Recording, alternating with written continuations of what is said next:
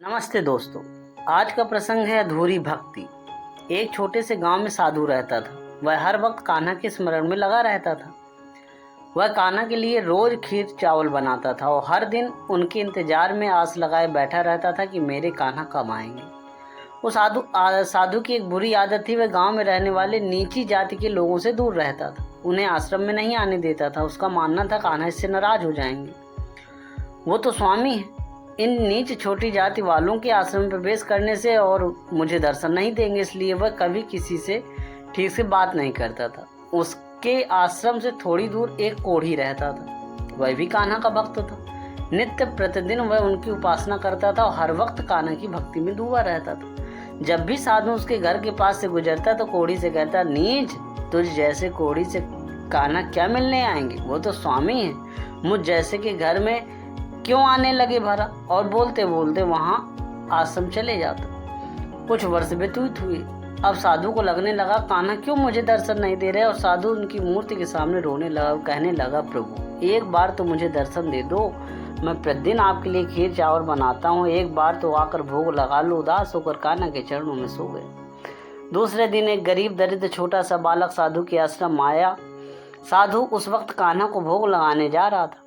उस बालक ने कहा, साधु महाराज मुझे कुछ खाने को दे दीजिए, मुझे जोरों की भूख लगी। साधु गुस्से से तिलमिला गया। एक तो दरिद्र और दूसरा कान्हा की भक्ति में विघ्न। उसने आओ देखा न ताओ, एक पत्थर उठाकर बच्चे को दे मारा। उस दरिद्र बच्चे के सिर से खून निकलने लगा। साधु ने कहा, भाग यहाँ से। बच्चा उसके आश्रम से निकल गया और जाकर उस कोढ़ी के घर में चला गया। कोढ़ी ने उसका रक्त साफ किया, पट्टी बांधी, उस भूखे बच्चे को भोजन दिया। बच्चा भोजन करके चला गया। दूसरे दिन फिर वो बच्चा साधु के आश्रम में आया। साधु ने फिर उसे मारा और भगा दी। फिर वह कोढ़ी के घर चला गया। कोढ़ी ने फिर उसकी पट्टी बांधी, खाने को दिया। बच्चा खाना खाकर चला गया।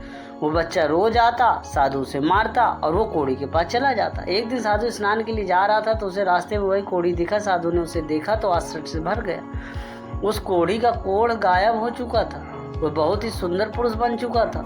साधु ने कोढ़ी नाम लेकर कहा, तू कैसे ठीक हो गए। कोढ़ी ने कहा, मेरे कान्हा की मर्जी। पर साधु को रास नहीं आया। उसने मन ही मन फैसला किया कि पता लगाना पड़ेगा। दूसरे दिन वह दरिद्र बच्चा साधु के आश्रम आया। साधु ने उसे फिर मारा। बच्चा जाने लगा तो साधु खड़ा हुआ और मन ही मन सोचने लगा, मैं दरिद्र बच्चे को रोज मारता हूँ, ये रोज उस कोढ़ी के घर चला जाता है, आखिर चक्कर क्या है, देखना पड़ेगा। साधु पीछे पीछे जाने लगता है। जैसे ही वो कोढ़ी की झोपड़ी में पहुंचता, उसकी आंखें फटी की फटी रह जाती हैं। स्वयं तीनों लोकों के स्वामी कान्हा बांके बिहारी कोढ़ी के घर में बैठे। कोढ़ी उनकी चोट पर मलहम लगा रहा है और कान्हा जी भिक्षा में मांगी न जाने कितने दिनों की बासी रोटी को बड़े चाव से खा रहे हैं। साधु कान्हा के चरणों में गिरकर कहने लगा, मेरे कान्हा, मेरे स्वामी, मेरे आराध्य, आपने मुझ भक्त को दर्शन नहीं दिए, उस नीच को दर्शन दे दिए। मुझसे क्या गलती हो गई जो आप इस कोढ़ी की झोपड़ी में आ गए, भीख में मांगी, बासी रोटी खा ली। मैं आपके लिए नित्य प्रतिदिन खीर चावल बनाता हूँ, उसे खाने नहीं आए।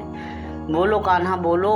तब कान्हा ने कहा, हे साधु, मैं रोज तेरे पास खाना मांगने आता था, पर तू ही रोज मुझे पत्थर से मारकर भगा देता था। मुझे भूख लगती थी और मैं इतना भूखा रहता था कि मानो के घर चला आता था।